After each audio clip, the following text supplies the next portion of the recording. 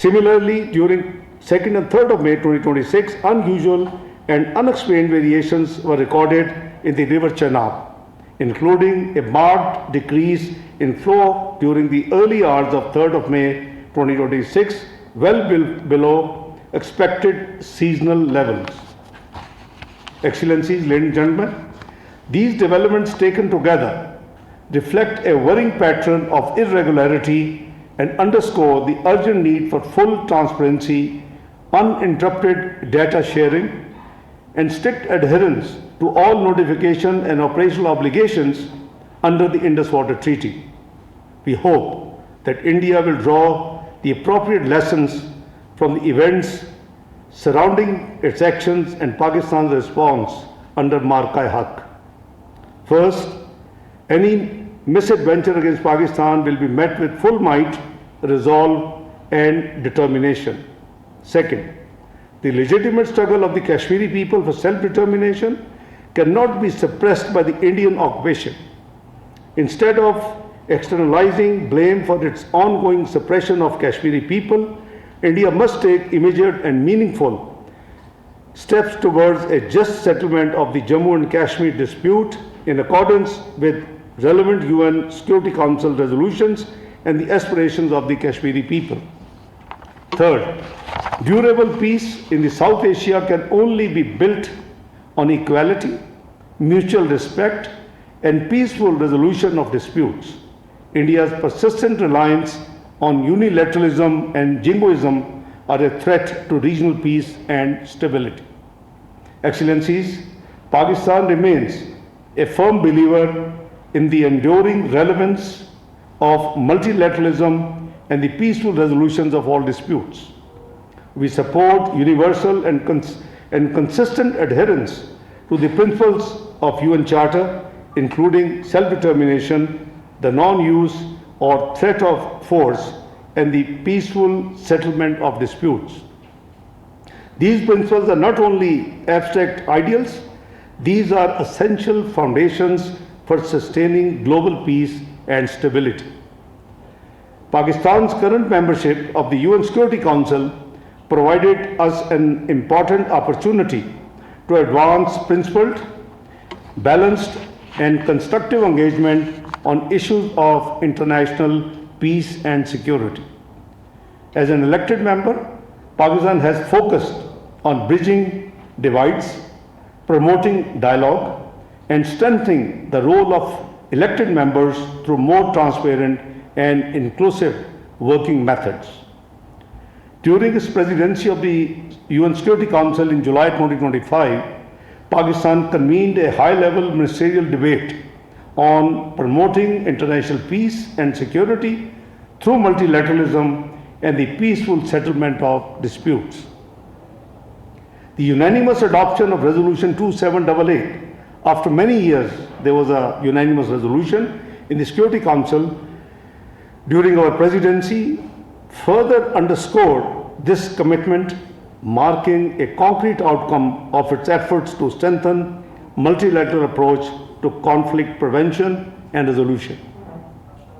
Pakistan has consistently emphasized that unresolved and protected disputes, particularly those involving foreign occupation or the denial of self-determination, remain among the gravest threats to the international peace.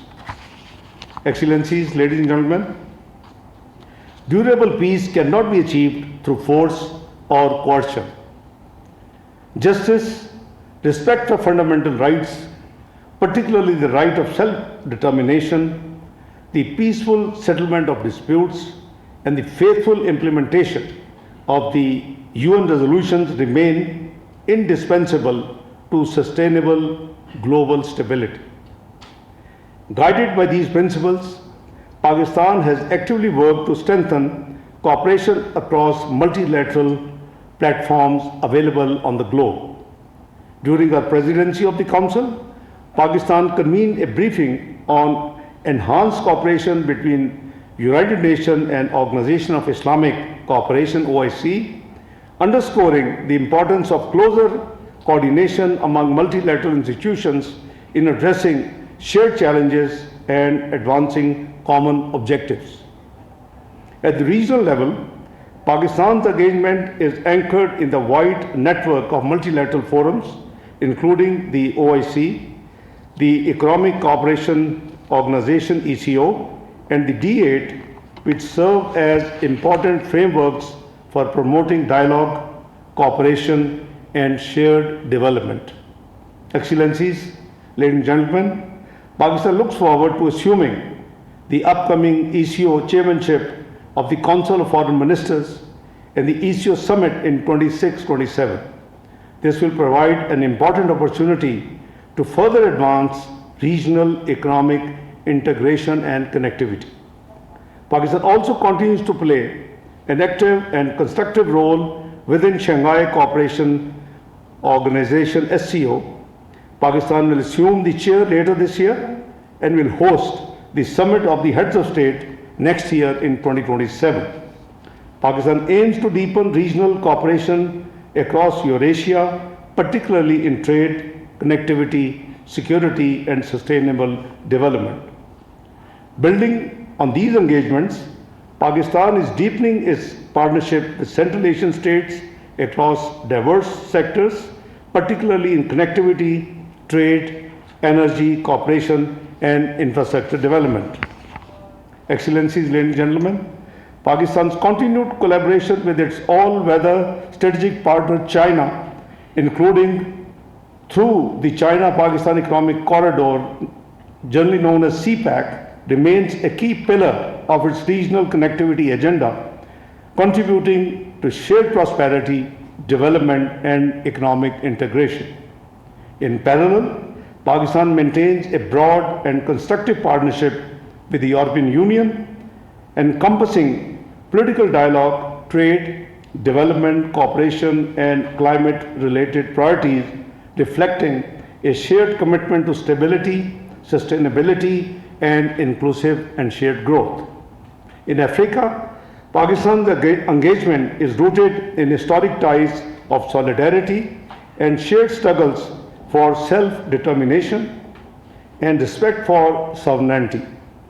Pakistan continues to advance for African perspectives to remain central in the Security Council's deliberations while supporting African-led peace and security initiatives, particularly those of the African Union and sub-regional organizations. Pakistan's peacekeepers serving under the United Nations have made and continue to make important contributions to peace and stability across the continent. Excellencies, ladies and gentlemen, Pakistan remains supportive of initiatives aimed at strengthening multilateral cooperation, including the Global Governance Initiative, which seeks to make the global governance system more responsive to the needs and aspirations of the developing countries while addressing shared global challenges. In the Middle East, Pakistan, together with other 8 Arab and Islamic countries, remains committed to advancing the comprehensive plan to end the Gaza conflict in line with Security Council Resolution 2803. In pursuance of this objective, Pakistan joined the Board of Peace in January 2026 when Prime Minister of Pakistan Shehbaz Sharif formally signed the Board of Peace document, which seeks to facilitate implementation of the Gaza peace plan and support the reconstruction of Gaza in the near future. Pakistan firmly believes that sustainable peace in the Middle East requires an end to occupation and the full and faithful implementation of agreed peace initiatives leading to the establishment of a sovereign, independent, viable, and contiguous state of Palestine based on pre-1967 borders with Al-Quds al-Sharif as its capital, an outcome that remains essential for lasting peace and stability in the region. Excellencies, ladies and gentlemen, Pakistan's constructive engagement in recent and ongoing efforts for promoting dialogue and de-escalation in the Gulf region reflects its consistent commitment to peace and stability. Drawing on its relationship across the region, Pakistan has made efforts to reduce tensions and create space for meaningful engagement among key stakeholders. I can share with you that right from the first day, 28th of February, I was actually traveling when Iran was attacked. Pakistan was the first one to come out, and Foreign Office condemned that attack. Within hours, same day, the attacks started on the Gulf countries. We continued to make efforts, and we had no choice but to also condemn those attacks on our friendly and brotherly countries, GCC.